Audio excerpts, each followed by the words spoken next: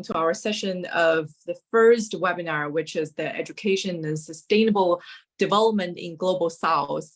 My name is Kathy Guo, and I'm currently the Executive Director of WIN+ Education and Technology in the United States.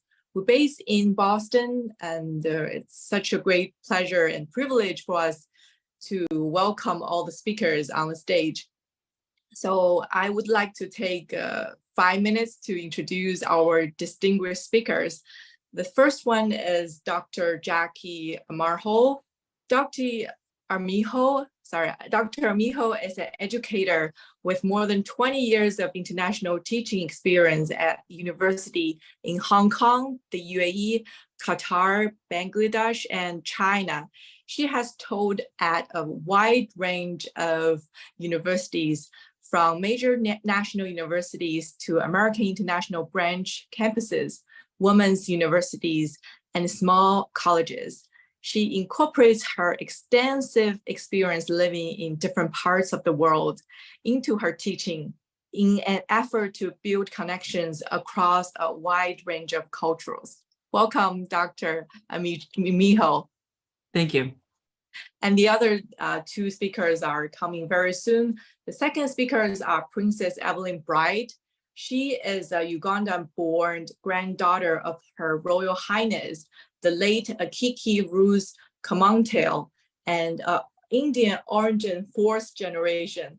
She is a renowned Pan-Africanist with skills in social economics and empowerment of women, children, youth, and special groups in small-scale backyard innovations. Princess Evelyn holds a master in international relations, major in diplomacy, has a background in early education and aviation, renowned for her passion of identifying Africans' role globally, African economic empowerment through free trade across the continent, and her talent in fashion arts and design, which she calls her hobby. And she is also award winner as a Pan-African Youngest Entrepreneurs in 2017 and the African Pyramid. Through her organization, a lot of projects are in the progress.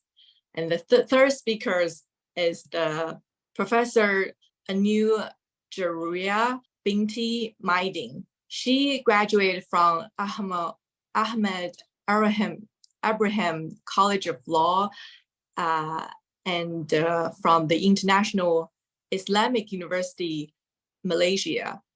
And she also got her PhD in land development and environmental planning law from the University of Wales, the UK.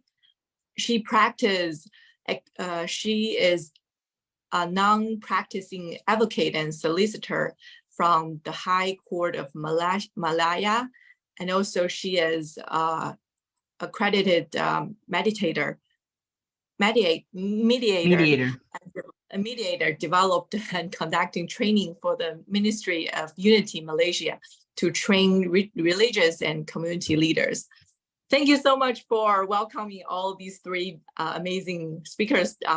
And we are very lucky to have them. And first of all, we want to introduce Jackie to be on the stage and give us a quick talk about her experience and her knowledge on how to promoting economic and educational equity in Global South. Please, Jackie. Okay, thank you for having me. I just want to briefly introduce some of my extensive international teaching experience. My first position was a visiting faculty position at Hong Kong University of Science and Technology. And I arrived in January 1998, which is literally a few months after the handover. So that was extremely interesting at that moment in time. Later, I also taught at Zayed University for 6 years, which is in Abu Dhabi, which is a women's university. And then I also taught at Qatar University, which is a national university. Later, I taught at the Asian University for Women, which was truly an extraordinary experience because they had students from like almost 20 different countries.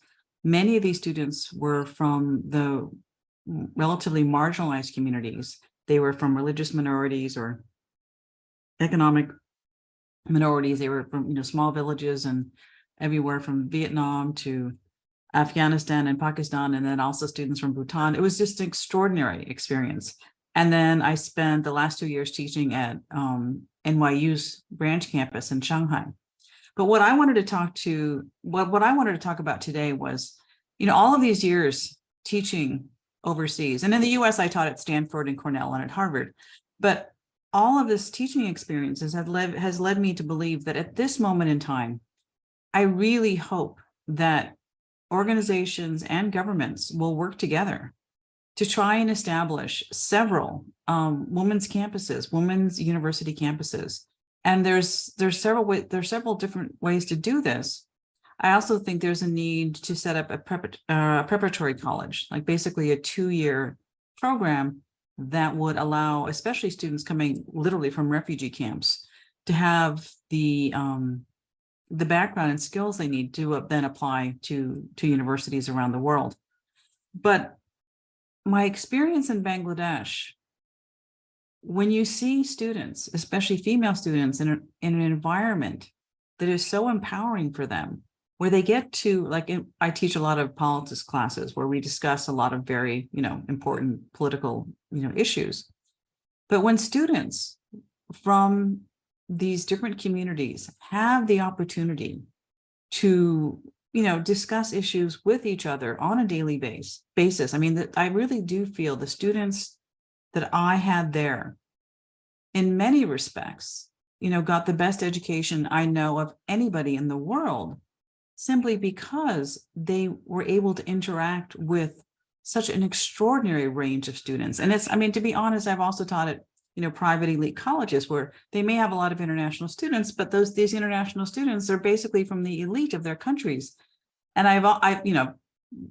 my experience has shown that, the elite of countries, they're sort of like, in their own bubble, and, having them get to know each other doesn't really have the same impact as having students from more marginalized communities, working together and sharing their views. That's as that happened in Bangladesh. So, my dream would be for a country like the UAE or Qatar or maybe Malaysia to set up a new women's universities and put an emphasis on trying to attract as many students as possible from either refugee communities or marginalized communities.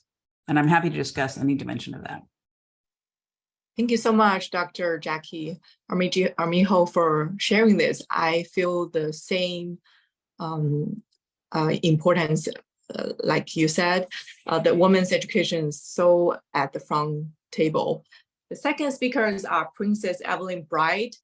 My warm greetings to every one of you, good viewers. My great greetings to you all. Evelyn Bright is my name, known as Princess Evelyn Bright, all the way from East Africa. I'm happy to be here on a great and most important topic, that is education. Recently, we had a great back check about a few of the ESDA programs that have been put in place through the University of UN University of Socioeconomics. And most importantly is that it has been very much adopted by the universities around Africa. And these are the few policies that were put in place to make sure that at least there's a bit of change in the curriculum to benefit the little upcoming programs that have been put in place in our community, mostly like our slums around East Africa. And with the back check, I was impressed that this very year, it will be making the ESDA that was done by the UN. This was in 2008. Is making exactly 15 years, October this year. And the policies were part of the agenda, the 2063 at the African Union. It was actually put in place to be implemented from 2015, of which we'll be making exactly 8 years this year. My question and the biggest puzzle that I had the minute I got this kind of information, I asked myself, for over 15 years and now 8 years, what has been implemented? What has been changed in the education sector around the continent? If we look at Africa, it is the fast growing continent. If there is any Abner first coming up continent, this is the biggest fast growing continent, filled up with energetic young youths. What are we programming in their minds? What is the education doing?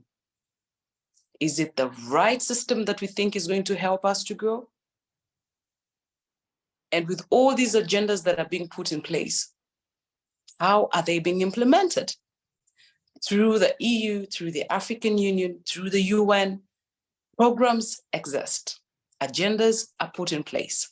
What is the implementation? Where are the results?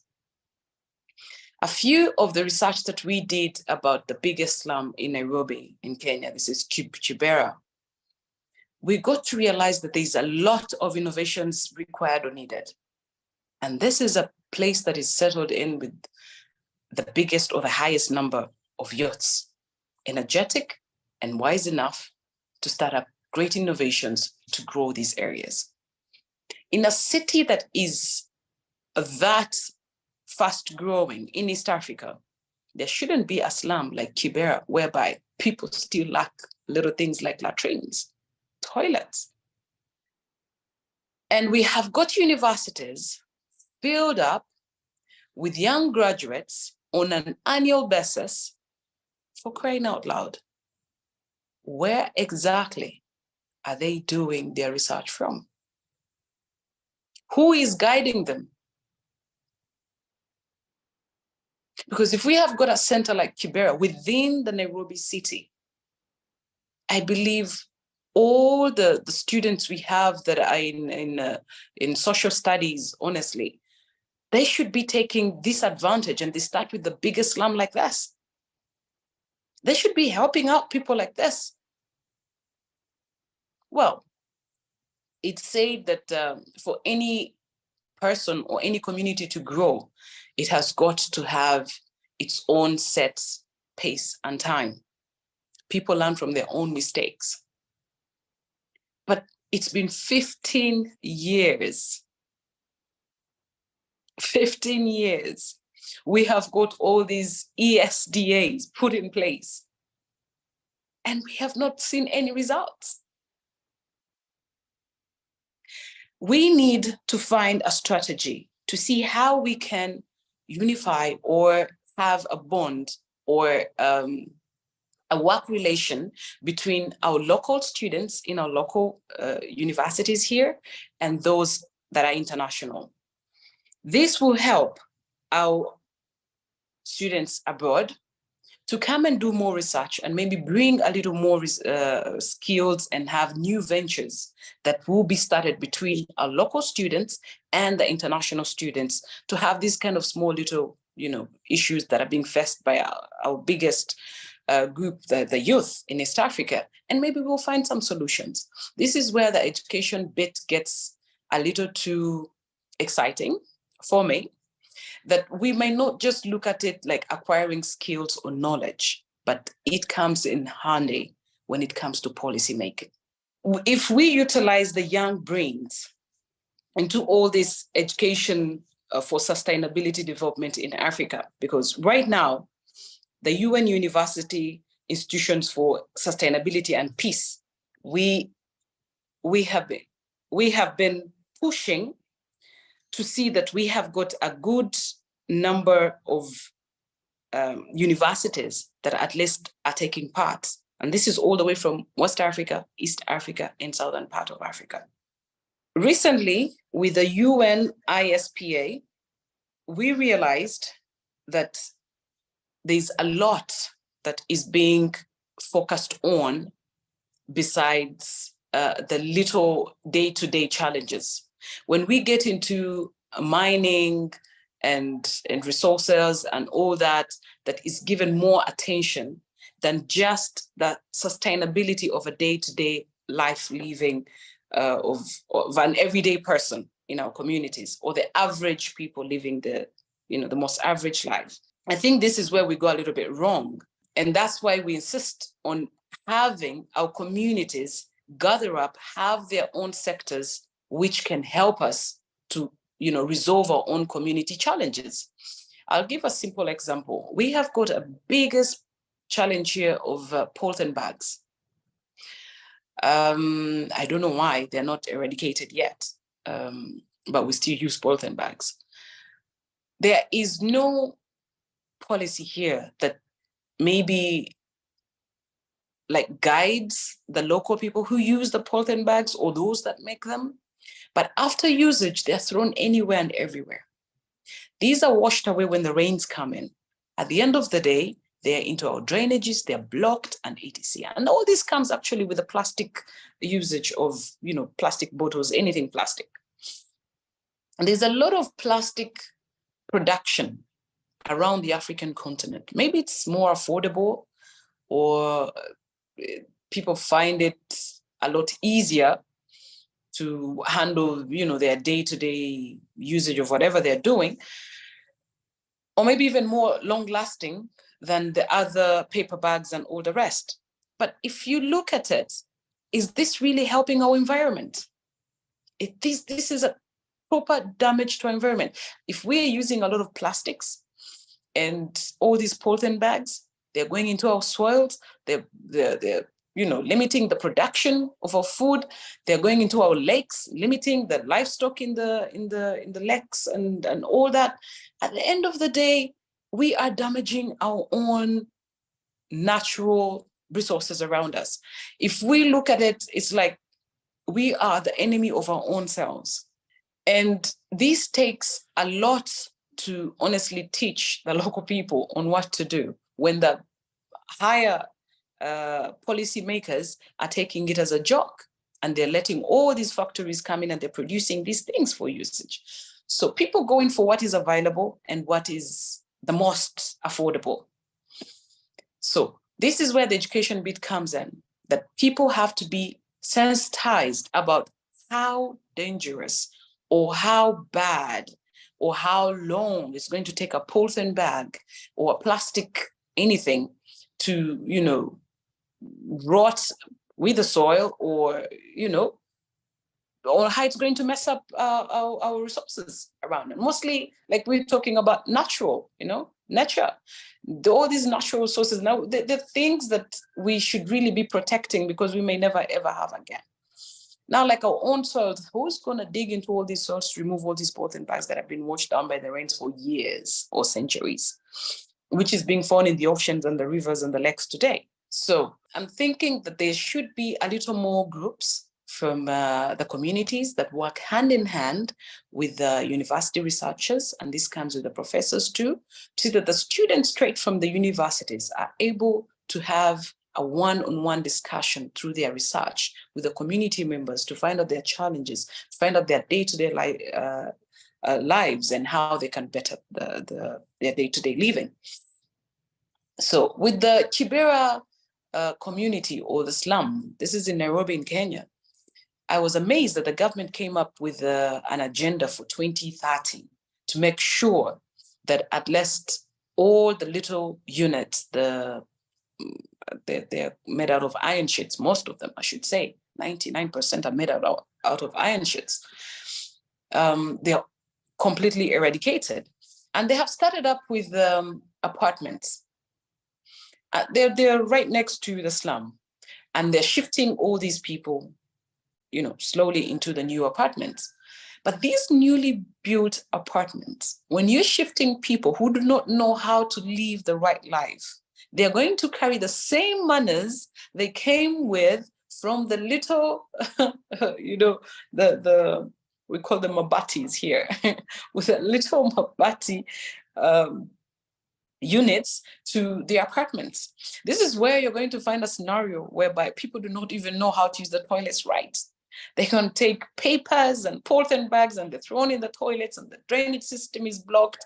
At the end of the day, there's flooding of sewage everywhere. So then we are not really helping ourselves at all. There has to be education first. How do we educate our people on how to live right?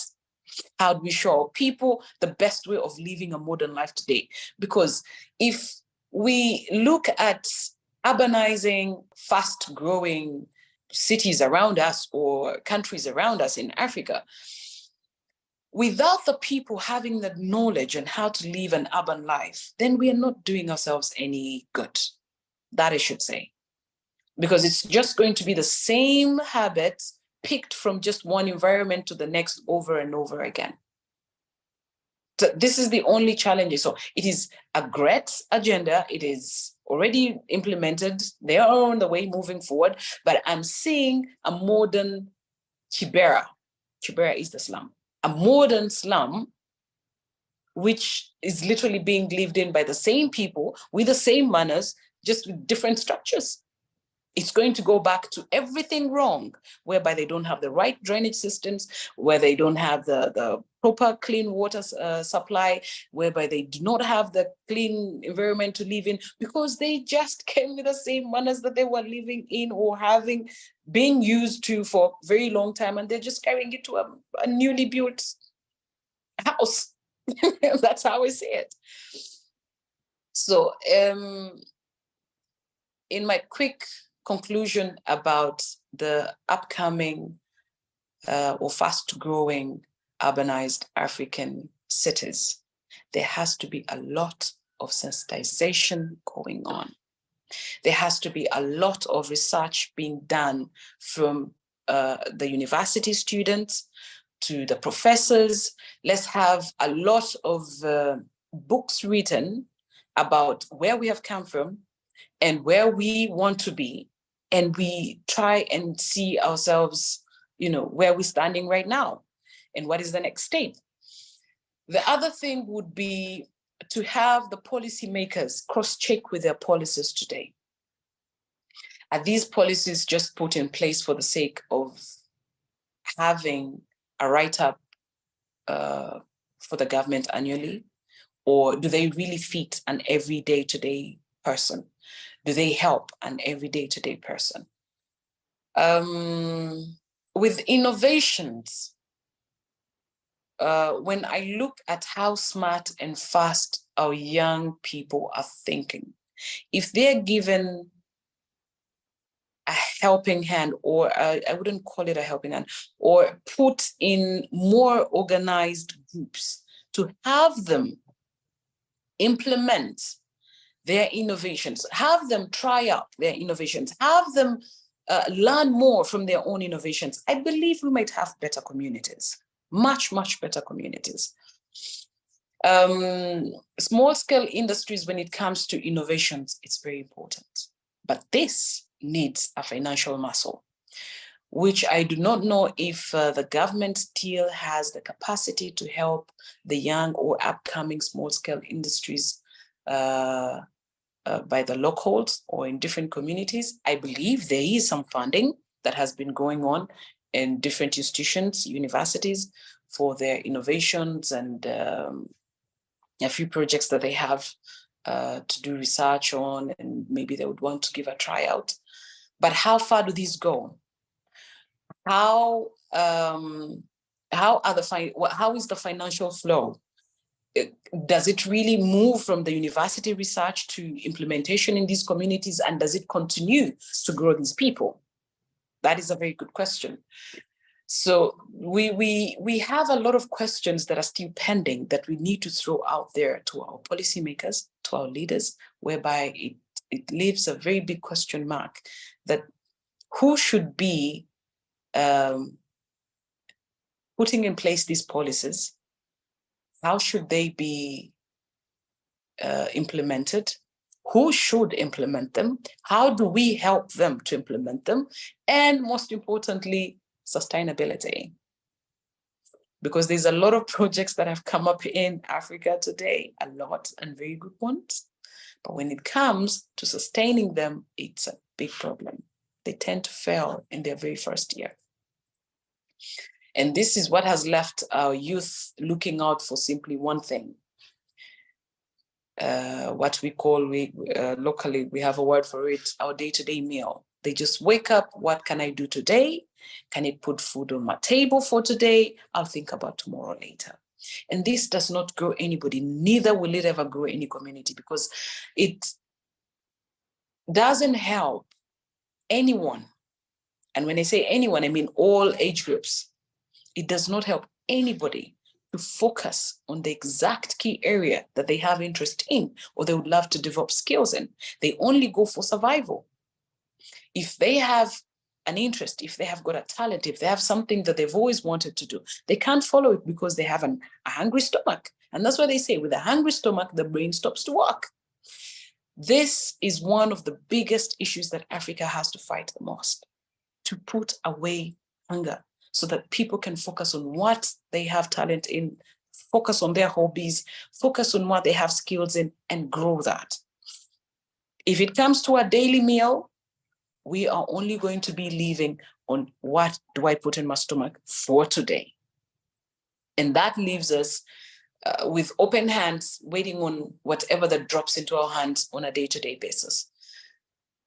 So my take would be that could there be at least a work relationship between the policymakers? In East Africa, we have the biggest house of decisions, what we call the parliament. If we can have the members of parliament to have an interaction or one-on-one with research students in universities, work with professors, at the same time, have enough time to get on ground and do enough research so that we are able to combine the education, okay, and the community well-being. With that, I believe when it comes to the bigger organizations like the African Union and the UN, we will have a better platform to see on how we can maybe, implement all these research that is being done and the innovations on ground, and to see how we all work together and we all benefit from each other. At that, we are looking at the highest bit of education. When we look at the foundation bit of education in our communities, I think it's the most sad part that East Africa is facing the most. And I do not really know where and who we can hold responsible for this, because it's been happening for decades to the point whereby the foundation of education is more ignored and neglected more than anything else. And this is the foundation. A simple example would be, would you have a 6+ storied building and it's on a weak foundation? Definitely that building is going to come down. So you're not going to have all this glass and shining, aluminium and all that to have your building finished on the outside and upwards. But then the foundation is made out of mud. It won't hold it. Definitely the building will come down.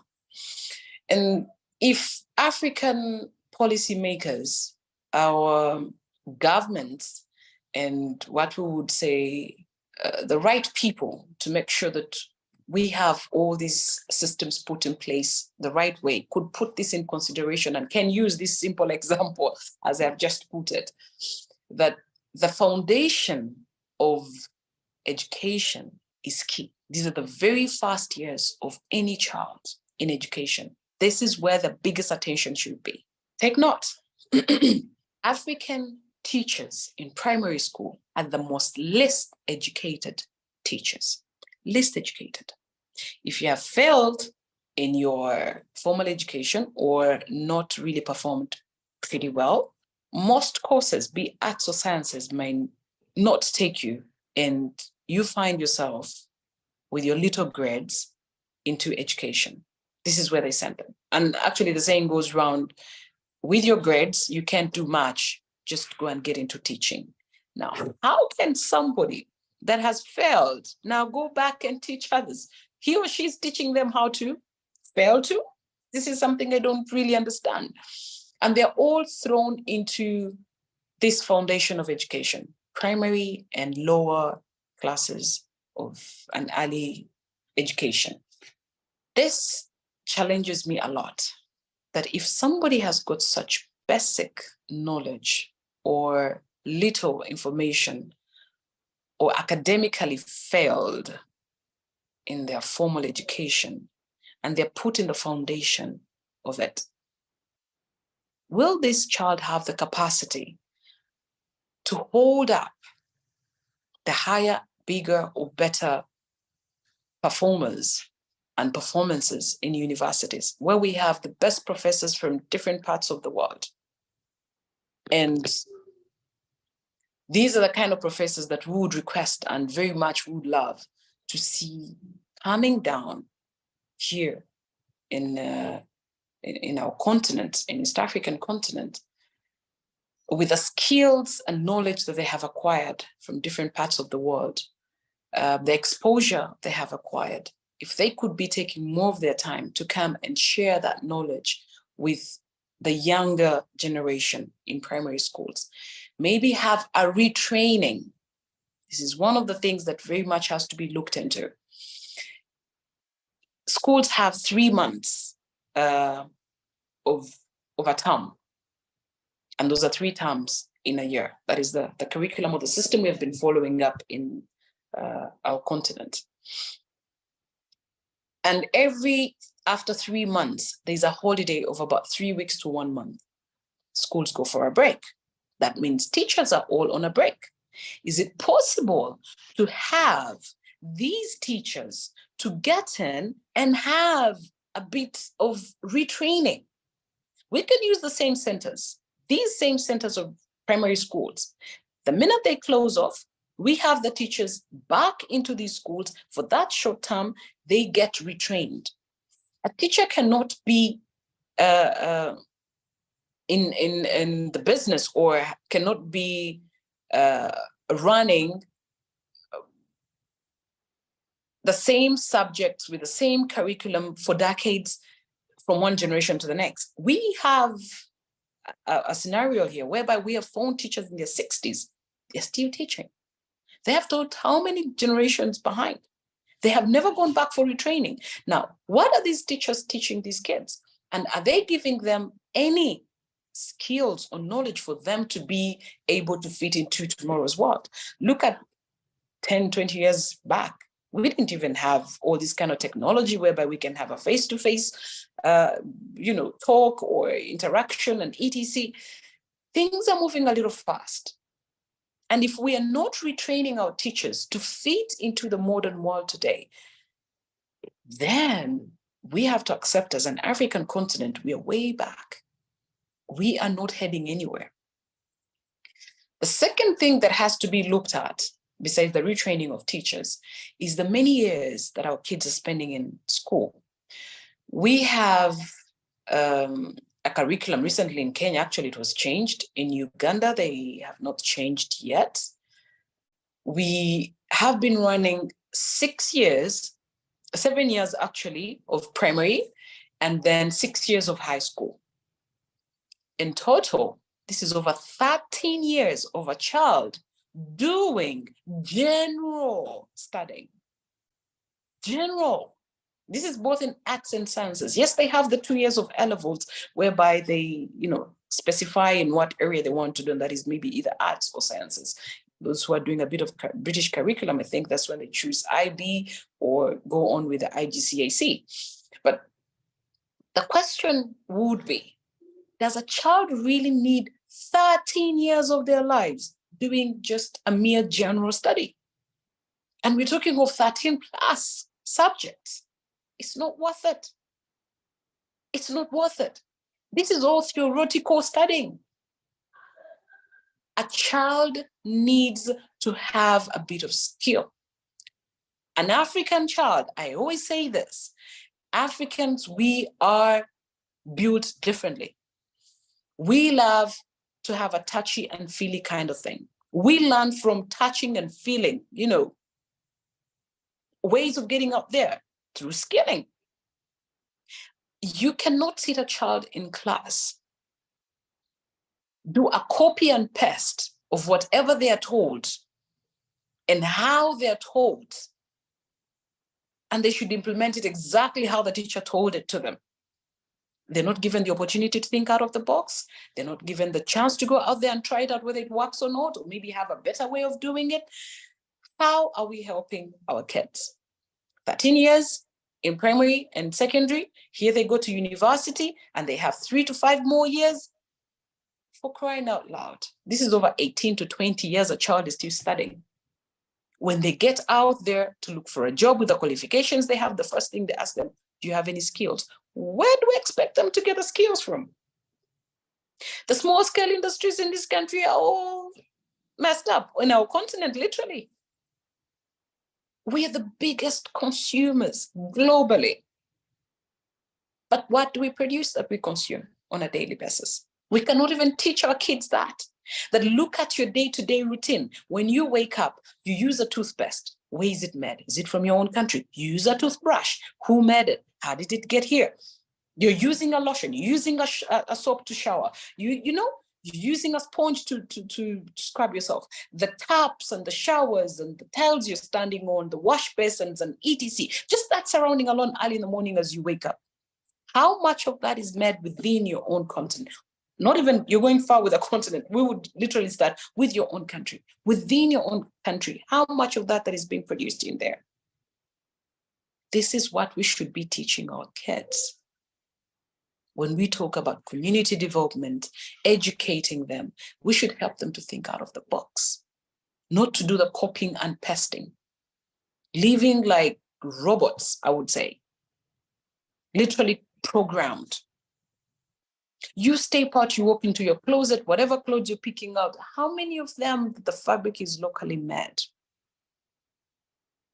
Where does it come from? Who is the tailor?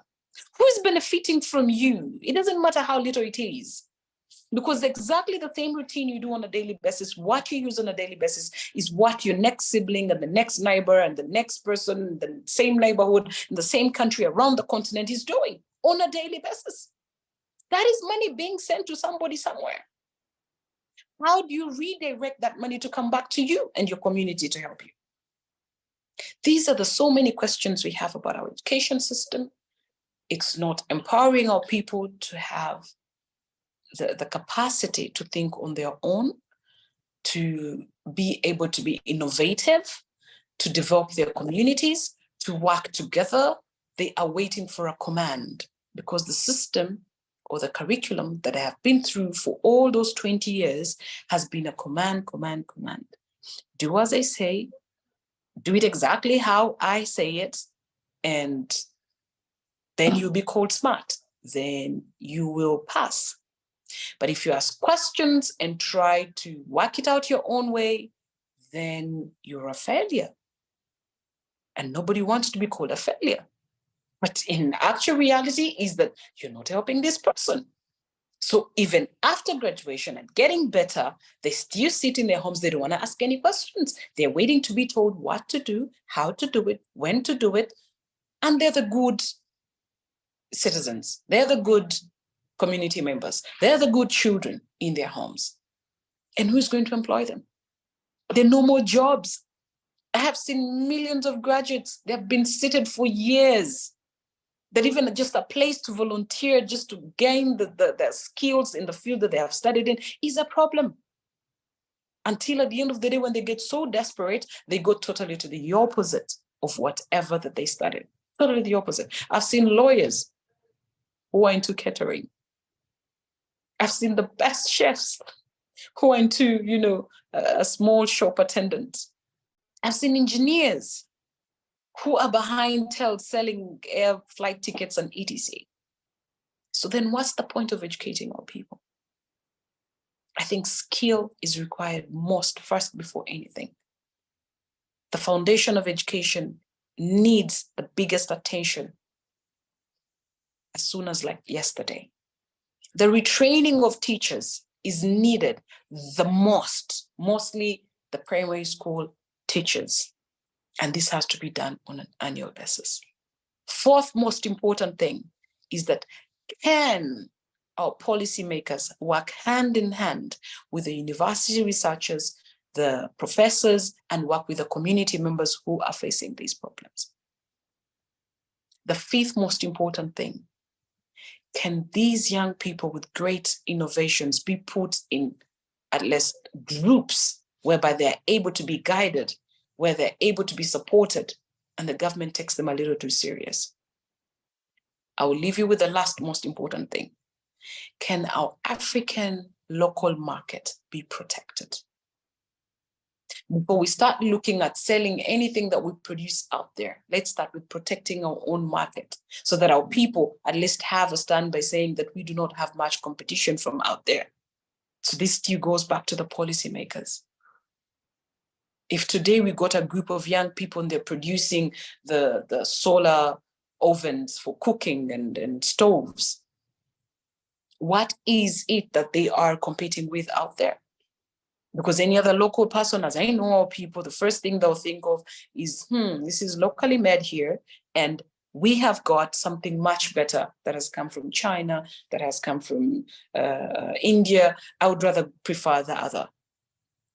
We don't have much faith in our own selves, and I don't blame them. It's been quite a long time. We have been told through all this post-colonialism and etc. It's like we have a self-denial kind of way of living that in our day-to-day lives, it affects us and we hardly really recognize it. That anything around us, anything that is being made by our own people, that is from our own environment, we don't trust it. We want something foreign.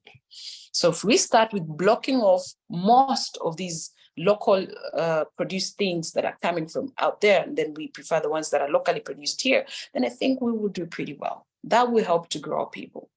So I will leave you with those 5, and I really hope that this time we'll be able to have good working relationship between our communities, our institutions, and our policymakers. That gap right there needs to be built for a good, strong bridge, because without any of the other, we would never know what we stand for and who we're helping and why exactly we're doing what we're doing. I hope we have covered something great in our community and education and sustainability and development.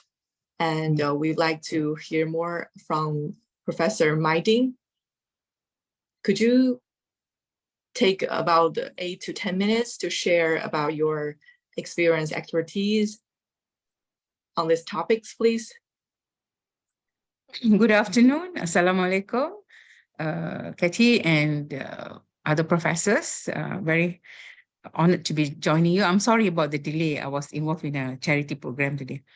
Well, I don't have the vast experience as Prof. Jackie, because I've been teaching in the same university for the past 35 years, the International Islamic University Malaysia. From my experience, for all these years, we get about 25% international students in our university. So that's quite interesting. Students come from all over the Muslim world, Bangladesh, Indonesia, some parts of the African countries, and Middle East. I myself went to the same university in '84. I did my law. I read law in the same university, yeah? And I also did my master's before I went to Wales, UK to do my postgraduate. If you look at Sustainable Development Goal 4, it says quality education. When we started our curriculum development in our university, we made sure that we focus on 2 things. One is sustainable development. Before the SDG, we already looked into sustainable development as well as harmonization of knowledge, where we look at the conventional Western education as well as the Islamic education. So we have the benefit of both. So our students, I'm a law professor, so I teach property law. At the same time, we teach principles of law from the Quran as well, Islamic property law. If it's family law, we teach. We have, in the law course, we have about 75% female students. Interesting, isn't it? In Malaysia, from the 80s, we see a big number of students, female students coming to university. So we have no, there's no discrimination. In fact, more parents are sending their daughters to higher education compared to before the 80s. So we have, usually we have 75% female students in our classes. It's very interesting, isn't it? And we have students from, as I said, from all over the world. The problem with the present system is that during the COVID, we lost, I read, this is a statistic I got online, 147 million children affected. So if this number of children affected, so it will affect the university enrollment as well in future, because it's a big number. COVID, people cannot access to the school. So school leads to university. And also there's, we also introduced special sessions for people with disability. So we have students with autism, Down syndrome we don't have, but physical disability, eyesight. So we have a special unit called Disability Services Unit, where they make sure that the students with disabilities are given a special attention for them to complete their courses. You see, when we talk about women empowerment, education is a very important aspect. Like my father, I come from a very orthodox Indian Muslim family. Girls don't go to universities. I never sent. They get married at the age of 18 or 19. And I was considered to be a very old, I got married at the age of 24 after graduation. That's my father's condition, must complete the degree. So all of us, we completed our education before we got married. So that some families are really into this now. So we are breaking the tradition. So in Malaysia from the 80s, even before that, 70s, but the priority was given to male. But then from 80s onwards, the women, are given also given the advantage of going to further study. So if you look at Malaysian system, we have there's not much discrimination about on women. So the need to establish a female alone university, at the moment, it doesn't arise because we have a very good blend of both in all universities. We have 20 public universities and about 30 over private colleges, and there are many, but the government university, we have no limitation, male or female. And also we have special learning needs. And the curriculum, as I said, it is not only Islamic, but it's a mix of both. So our students can practice anywhere in the world because we teach them. In Malaysia, we study the British system. So because we are the British colonial, so our law and most of our courses are British oriented. And then we bring in the national needs as well as Islamic. In my university, we have the Islamic knowledge as well. Our students are free, though they wear hijab, but they are free to mingle. It is just like any other overseas university. You don't see any restriction between male and female. Of course, there is a demarcation, but they can mingle freely. It's not like orthodox Saudi universities. So our students can drive. Our students are very versatile. They even do modeling for hijab, So they are very empowered. I don't see any in our country. I think we are okay. And education is a very important tool or mechanism for eradication of poverty, access to healthcare. That's why the SDG goals focus on sustainable education, quality education. So with education, the nation will prosper, especially women. That's very true.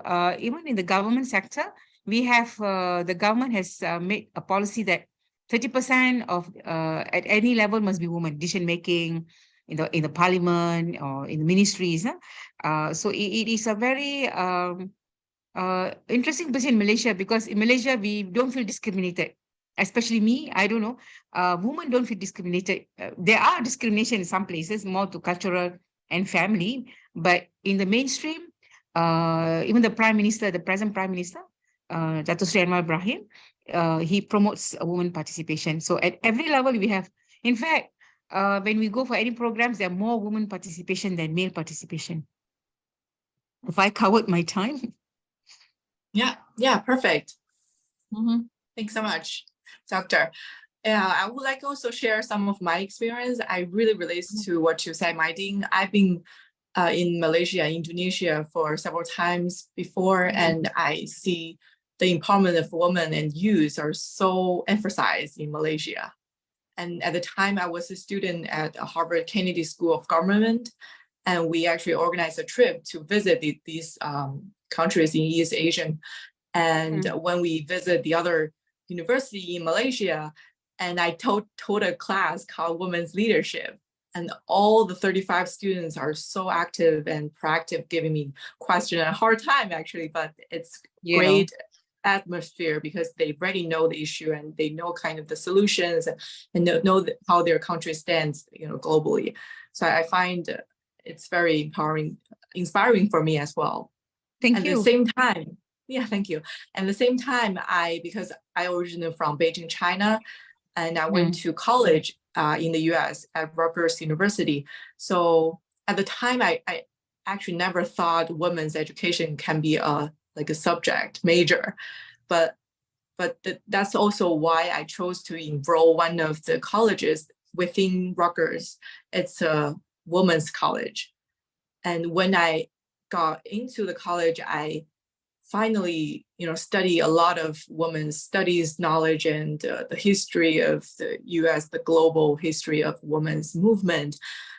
I started to look inside of my own culture and find many lack, but at the same time, also I want to give myself confidence and the future inspire, to go forward and educate the Chinese young women.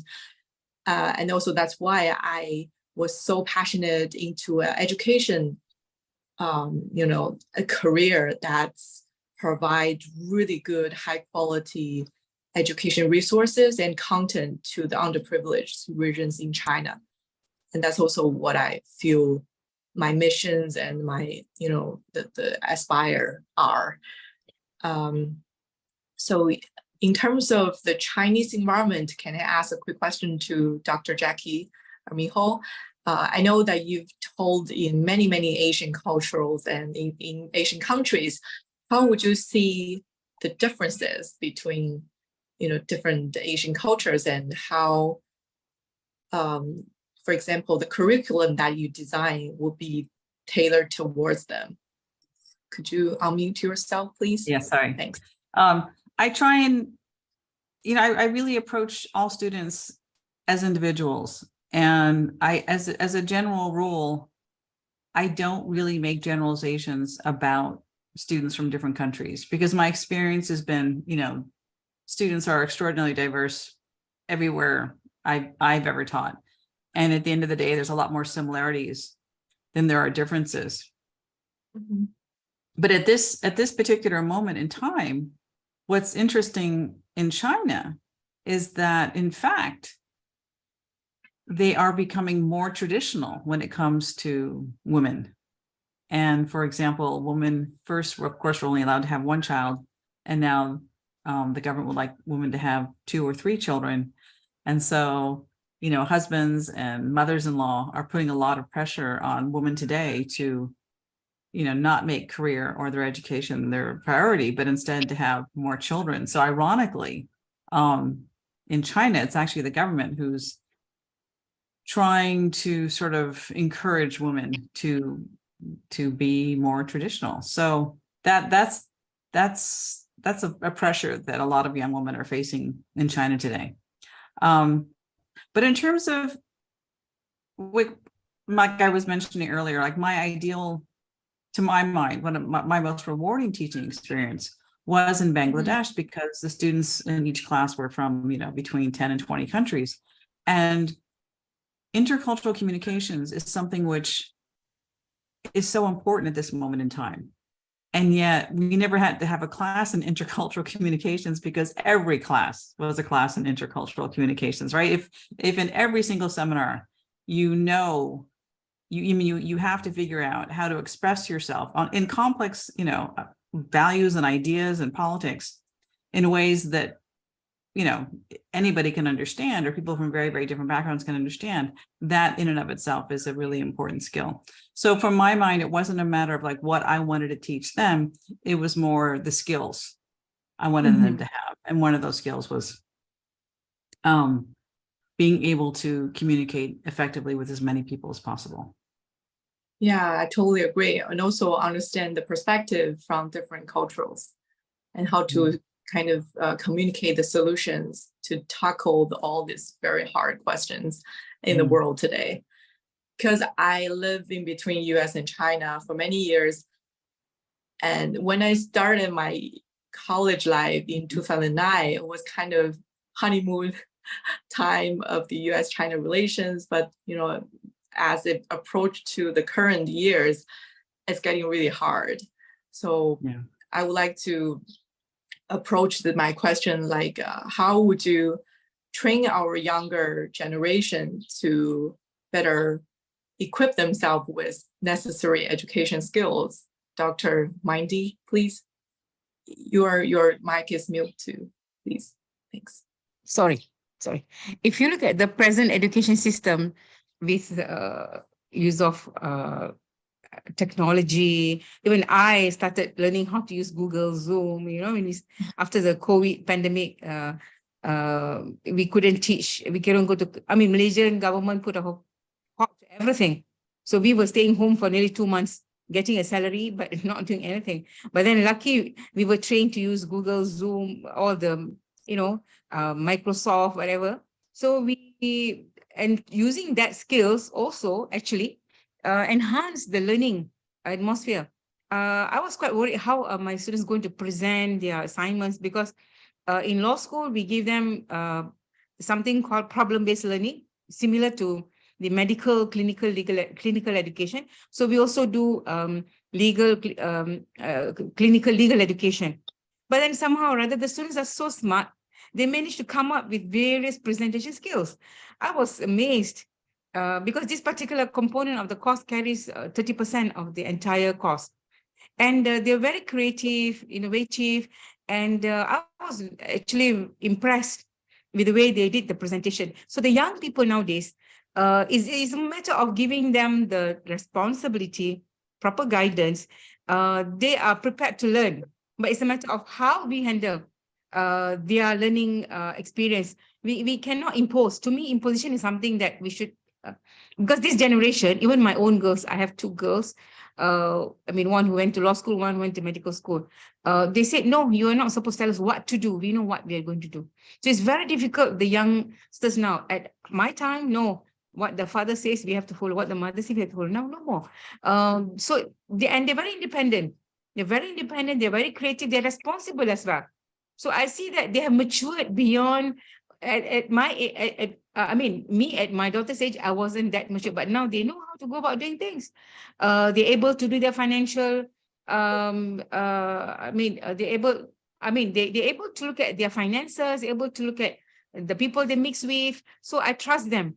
So I'm not the orthodox mother who don't allow them to go out. So when they go out, they come back with new skills. So young people now, give them some space, they can learn. And whatever we offer at the universities is maybe not be sufficient. So we have internships. So they go out for some period of time, like 3 months or 6 months during the break for internship in a law practice or in the court. But during COVID, this was also halted.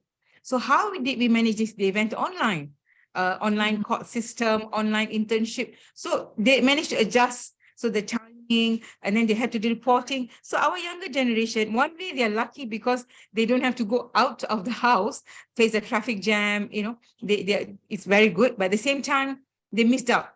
The COVID really caused some disturbances to the social atmosphere. So I missed meeting relatives, so the children also missed out. So the students, we are not allowed to go for social activities during COVID. But now things are back to normal. So they're back to the courts, they're back to the hospitals.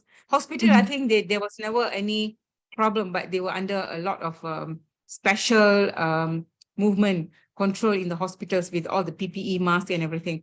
But I think the younger generation now are blessed in one sense, but I think they're missing out on the normal life where we had we can run into the nature, we can have a great time. But now with the, technology, they're more glued to their devices. So the devices at times, if not used properly, it can affect their learning.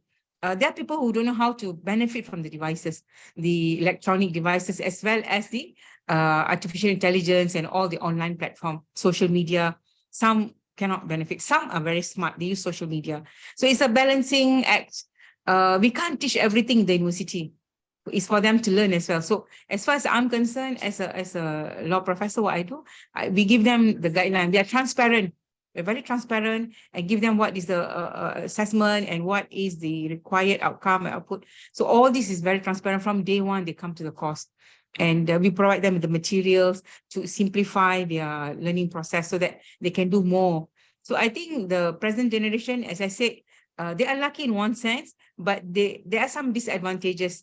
But this online learning platform open access to other universities. So now I teach some courses online to other university students in other countries, Indonesia, So this gives me opportunity to share my experience, but more online. I mean, we are not traveling. Previously, I used to travel, but now online is giving the benefits. So students get advantage meeting other professors from other parts of the world. Thank So you. true. What a great conclusion of the COVID study mode, right? We all go online and actually save a lot of time traveling and just going to meet people, but online give great opportunity for getting together and whenever and however. How about Jackie? How would you think the COVID time, how would you cope this great technological advancement into the future learning of your teaching?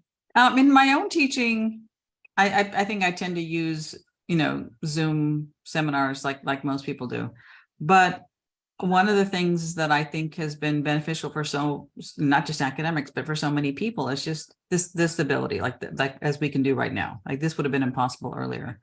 And a lot of universities, they arrange their talks entirely online, and now a lot of universities have it hybrid. So I think the opportunity to basically sit in, I mean, here I'm in Hawaii. There's not a lot happening in Hawaii. I'm not even in the big university town. I'm in the small university town. So, I mean, I can just, drop in on talks given in China, in the UK, and Australia, and in the Middle East. So it's, I mean, that for that, you're right. It's absolutely the most, probably the best silver lining about this whole COVID ordeal. Mm-hmm. Can we also understand more about the current project that you both professor working on now? Right now, honestly, I'm working on a project. It has to do with China and education and BRI. So that's a whole nother topic. Because One Belt Road initiative. Yes, the Belt and Road Initiative. Because what China has done is several years ago, they decided they wanted to have as many as 500,000 foreign students, and they're well on their way. But what they did first in preparation was they sent, professors to different countries around the world. They figured out what the biggest need was in those countries. And then I would love to see the report, but somebody wrote a report, and basically the Ministry of Education in China announced about 5 years ago, they sent out messages to top universities all over China. And they basically said, okay, from next year, you have to offer a master's and PhDs in, for example, hydraulic engineering or, biomedicine or whatever, and you have to offer it in English. And then they provided scholarships to students from these countries that had this need. And so basically right now in China, you just have this extraordinary group of international students who are there getting masters, PhDs, postdocs. I've interviewed a lot of these students, and they're getting them in exactly the degrees that are most needed in their own countries. So I honestly think that what China is doing right now in terms of these dedicated scholarships is going to just really change the future. I mean, when I lived in the UAE and Qatar, we often talked about knowledge production. And I often thought it was kind of a vague term because I really didn't see it happening anywhere in the world. But now through this project I'm working on, it literally is creating, knowledge, and they're creating these networks. And so I think one of the things I'll be speaking in China next month at Tsinghua University, which is, it's like the MIT. It's a very important university in China. And I'm going to talk about the networks that can be created by these students. And just the other thing they do is they set up research institutes. So again, they went to neighboring countries across Asia. They saw what the greatest need was, and they set up a research institute, and they would identify local scientists, and they would send them to training at the top university in China that dealt with that particular issue. And then they would go back, and then they would have their own research center. And these sort of, sometimes the topics seem like there's one on kidney disease in Sri Lanka, there's one on animal vaccines in Pakistan, there's one on climate change in Bangladesh. But I think for some people, they think, oh, who cares about animal vaccines? Or, but in fact, animal vaccines are very important in Pakistan. So personally, I have just been really impressed with the government creating an opportunity, which I am convinced 10, 20 years down the line, if not 5 years down the line, is going to just have a tremendous impact. And now all I want is for them to open a women's university for students from BRI countries, and then I would be happy.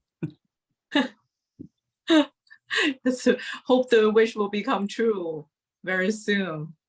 I can join the force to make that happen, please. Yeah, Dr. Maiding. I am no longer involved in developing education. I am just now, since 2019, I've just been teaching. But I focus, because I'm busy with consultancy with the government. I develop research and draft new law for the government, more on housing, sustainable development, and environment. But if you come to see the trend in Malaysia, we are now looking at STEM education, the skills. We have China University here as well. We have China participation in Malaysia. In fact, way back, I'm not so sure if you know, Kathy, if you know Malaysian history. Chinese population from Fujian came to Malaya way back 100 over years ago. So the group established trust, education trust. It's very interesting in the sense that they know education is very important. So the rich, as they start after the independence, they started they sent money to China for establishing educational institution. But then later on, these people from Singapore and Malaya, they got together, they established trust. So we have something called Chinese independent schools in Malaya. Then it's Malaysia. In fact, my father was a teacher in the Chinese independent school. It's fully funded by the independent organizations. I remember way back, they used to get all the smart students from all the independent schools from every state. We have about 11 states, all are gathered. And once they finish the unified Chinese school exam, they sent to Taiwan, Korea, Japan, China. Those days we cannot go to China because there was some restriction. Now we can go. So these students come back and they serve the local businesses, mostly Chinese. They created trust. So the education fund for Chinese education is very important. That's why I can see when Dr. Jackie says that, they're focusing on. So we have one university, a very prominent Chinese university in Malaysia, established a few years ago. It's doing very well. And we have the schools and also the private colleges. So the education is very, very important. And many Chinese millionaires fund the schools. But the government also fund. The national schools are always funded by the government. But most Chinese population, I think about 50%. But even the non-Chinese, that is the Indians and the Malays, are going to Chinese school. They want to learn the language. Because Chinese school students are more disciplined. And the school offer them better, training. But put it anyway, I think the students need knowledge as well as skills. Skills are very important because if you don't have soft skills or any kind of skills, when you go out, like my law students, I will tell them to take secretarial practice, tell them to go for Islamic financing, or go for what this thing we call, this is Sharia practice. So they have dual expertise. So when you have dual expertise, you don't have to worry about, because law students, they're needed in any atmosphere, any company, any organization, because we need compliance officers. So I always tell my students, you are needed everywhere. We cannot say, oh, law is only needed in the court, or in the practice. No, law is needed in the hospital, everywhere. And another thing I'm developing now is on mediation. mediating disputes. So we don't go to court. We do alternative dispute resolution. So I've been involved in training government officers as well as the NGOs and local leaders, community leaders and religious leaders. In Malaysia, we have 6 major religions. So all this religion is represented by a leader. So we have interfaith community. I'm one of the members of this community. So we developed this training module. We call this social mediation. So we're now not only training young people, we're also training, I have students who are about 70 years old, you know, they come for a 7 days training, we give them certificate, we know the social issues in the country. So Malaysia, we tread on very, very soft, a very, very sensitive area because religion and race is interlinked. A Chinese is a Tao, a Buddhist, not many Christians, but Tao or Buddhists. The Indians, they're mostly Hindus. Also, there's Christian. Malays are 100% Muslim. A Malay cannot embrace any other religion. Then we have Sikhism, Buddhism, so 6 major religions plus the ethnic Sabah and Sarawak. So everyone need to be given a space in the country. The social fabric is very, very delicate. So this is where when in schools, we have cultural education, we have mother tongue taught in schools. But beyond that, now we're going for skills, home science, like domestic science, and also other courses. So our school curriculum is good. It's too heavy. But I think our secondary school, primary school education is very good. Is that the students cannot cope with the burden put on them. Even in university level, we have so many skills given to them. So the soft skills is being emphasized now. How to present your work. No, it's not only that you're good with your knowledge base, but also presentation skills. Totally. Thank you so much for sharing. These are really, really important knowledge and sharing. Towards the end, I want to maybe ask 2 of the professors give us a quick, the perspective of the future. How would you like the project or the expertise that you can, going forward, how would you imagine the world to become in terms of education and sustainable development, please? I would just combine those 2 things I've already talked about. I mean, I feel very, very strongly about women's universities, mostly because, as you know, it's one of the most important things about women's universities is that women do not get used to men interrupting them. I mean, studies have shown that this happens in the classroom and it happens in the boardroom. A woman tries to make a point, either in a class or in a boardroom. She starts to make her point. A male colleague interrupts her and does one of 2 things. Either he's figured out what she's going to say, in which case he just, interrupts and takes over and makes the point that she was going to make. Or he just interrupts and changes the subject because he doesn't want a woman making the point. And I've seen this when I was a student. I've seen this, on the Dean's Council. I've seen this everywhere. And I know this happens in businesses. But one of the main advantages to a women's college is that women don't get socialized into basically going along with this.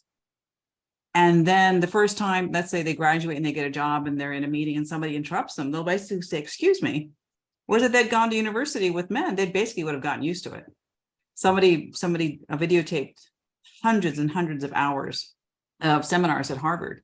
And they basically, they did this fantastic study where they documented how again and again and again and again and again and again, literally, the men just interrupt the woman and take over. So anyway, women's universities, I think they're important for a lot of reasons, but the most important one is that women basically have their voice and get used to not being interrupted. Because that is, being silenced is a problem everywhere I've ever seen in the world. But going back to my ideal, honestly, China is in a position to make an extraordinary women's university. Wow. In the past, China had great women's universities. They no longer really do. At the same time, I think China can do a lot more for the refugee situation around the world. China basically there's no way for refugees to China does not accept refugees. However, if China were to establish a major international women's university and accept refugee students, that would go a long way for China being able to say that they are doing something for the refugee populations around the world.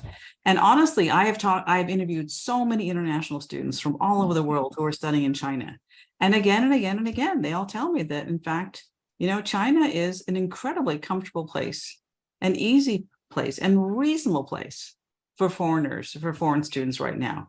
So I do think, like, the UAE on the one hand and Qatar have, great funding, but they're expensive places to live. Bangladesh, again, was not an easy place to live for anybody. Western Europe, the US, this is simply too expensive. Plus, I don't think either Europe or the United States would be willing to let refugee students into their countries. But anyway, so that's my dream. Wow, I got really moved just hearing your thoughts. I never thought of just, establishing a international women's college in China, which also accepting all the refugee students around the world. That can be very phenomenal. And myself, I was really into education in empowering women and youth. And I went to a refugee camp on the island of Lesbos in Greece about in 2017. At the time I saw the boats and saw a lot of very heartbroken scenario, I just feel that need to be, if that can be connected with my own passion, I would like to contribute on your project in the future for sure. Thanks so much for sharing that. It's really heartwarming, and it's really also very right on, I think, in the time of a lot of conflicts happening in the world, our lack of understanding of each culture. Yeah. Thanks. Professor Maidi, it's your time. I concur with Jackie, because refugee community, we have the Rohingyas in Malaysia, the Syrian, the Yemen. We have quite a number of refugees. They don't have access to education, and they get the NGOs to help them out. So we have some NGOs, local NGO, as well as UN Refugee Commission, as well as we have some of their own people helping them. But to me, that's quite costly for the host country to help out to establish a special university. But unless some, as Jackie said, the China to come out to help, that's a very brilliant idea. If China can establish a special university for these people, because China is very rich, very rich. Yeah. For me, education is an important aspect for everyone, because we learn. Everything is a learning curve. Like even this session is a learning curve for me. I'm learning from you. I'm learning from, Jackie and Kathy. So quality education is part of SDG. And why? Because education is not only education, it's quality education. Because education needs to be balanced between knowledge, soft skills, and also access to training. And at the same time, when we have this pandemic time, how to manage without disrupting, because it's disrupted. We were caught off guard during COVID. The first few months, everybody went haywire. In fact, our economy is affected until now, and many small businesses are affected because of that. But those who are able to go online, use social media for their business, they're able to survive. But many small businesses around my place are closing down because they were using their savings for the past few years to cover up. So now I think it's time for us to teach our students not only the knowledge base, but also how to manage finances, how to manage work environment, mental health. There are many aspects now. Also how to manage networking. So if we have, previously we had this idea of Asian University, but I don't see anything coming up to bring all but we do have some students coming from Turkey, from Indonesia to our university, because Malaysia is not very expensive. Yeah? Malaysia is quite reasonable. If China wants to establish a university here, we're most welcome. We are very happy to welcome everyone here. We are not as expensive as Dubai or the European countries. We are a safe country. Everything is organized. Of course, crime is everywhere, but our crime rate is not as bad as other countries. So over here, I think to me, education should be a balance between knowledge as well as skills, because skills very, very important, because students who go out without skills, they tend to, fall back, because when they go into practice, doctors or any professionals, when they are not given the sufficient training, skills training, when they go into practice, they don't progress because they are not given the right. So that's why in our law course, the final year, ours is a 4-year professional course. So the final year, we give them all the skills, professional skills for property management, everything, legal firm, criminal cases. So it's a fully, I mean, they go out trained, so they know how to go about doing things, at least for the first few months, and they learn on the job. So students are given, what do we say, finishing course before they graduate. So we changed a lot from the time I went to law school. Things have changed a lot. We evolve and we make sure students go out for legal aid sessions, so they know how to. In fact, legal aid is very important because it is giving access to those marginalized people, underprivileged, access to justice. So we promote legal aid.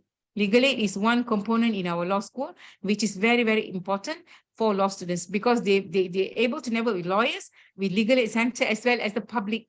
We make them go out, do like street law. They go out to teach the community. Our university is very close to native settlement, the Orang Asli, we call them. So our students are given access. They go and teach them the basic rights, So these are things, I think the universities shouldn't only focus on academic, but it must go beyond. It must be able to give soft skills and also leverage on networking. Like our Islamic finance students are able to work in Dubai, Qatar, because it's needed everywhere. And we give them a curriculum that is able to, that prepares them for international market. So all courses in all universities must prepare, even the refugees or women, they must be prepared to go borderless. It's good to prepare students at the university to work. So we shouldn't, we should not prepare a course, design a course, a curriculum that is country specific. We must give them courses which are able to at least certain region, ASEAN region or South Asia, or South. This is a very important aspect that I look forward in the future. Thank you. Thank you so much. This concludes our session of Education and Sustainable Development in Global South. Professors, I admire you both. I think I become a student of yours, and you've shed light on the world and on your academia field, but also most importantly on your student. I wish that you continue to all your great work and continue to work with us. Thank you again for your time and contribution. We will talk to you and see you soon. Bye. Thank you very much. All right, I thank you. apologize for the delay, for coming in, for joining. Sorry. Thank you, Jackie. Nice meeting you. Nice meeting you too. Take care. Mahara, do you need us to stay a little bit more, or that's it? Our princess did not join. I saw. Yeah, she said she has some difficulties with the technology, something like that. On the WhatsApp, she said it happens. She's already there. But so what a pity. I think she might we give some questions and she give answers, and we can add them all together. Abraham, probably you can help us with that, to combine a lot of things together. Mahara, are you still there? Abraham? Oh, well. So Kathy, how much longer are you going to be in Beijing? For 20 more days or 25 days, because Okay. I have to be back in the US before July the 1st. Oh, rats. Okay, I probably arrive in Beijing around July 1st. Yeah, I heard, but I They have could many. crisscross each other. Yeah. Right. Yeah, within the skyline. What do you do, Kathy? Huh? What is this forum all about? What is this forum all about? You mean the This webinar? session, what is it? So from Dr. Yusuf, and also his name? The chairman of the Education Without Border International, they want us to help create a series of educational forum. And that's also a platform for a lot of educators from everywhere around the globe to exchange knowledge and ideas. Okay. Like just three of us, we just know our own perspective and you know, the field. But I heard Jackie saying the, you know, One Belt One Road initiative and how that can contribute to a lot of different aspects I learned. And from Maiding, and also I learned, like I've been to Malaysia, but those aspects regarding legal, soft skills, and like networking so emphasized. I never really, you know, have that opportunity to learn. So I think that that can be a platform for us to be heard and also hear other people's thoughts. And also most important, I think they want to share our knowledge to a broader audience. For example, younger students, a practitioner, or academia who, you know, professors and lecturers from different universities. And starting from the first women's conference back in February this year, are you there? Yeah, I was there. Are you both there? Okay, I think they really wanted to start. I think it's a top-down level thoughts. They, from their royal family, from the prime minister office, they want to push the woman's voice and those movement, and they want to learn from the best of the world, and that's probably what they want to initiate this at first. And they find me because I'm very into learning and combining different voices, and you know, just be I'm so sorry. I was really tired because I also travel a lot within China. I just got back from my hometown, which is near Shanghai region. And with my 2-year-old, I just don't have many sleep at all. It's like 3 hours sleep every day. So I was very worried about today, my performance. I'm so sorry if I didn't do well. You look great. You did wonderful. Thank you so much. I would love to keep in touch, please. All right. Okay. Take care. Many thanks. Bye. Bye. All right, Bye. bye. Thanks.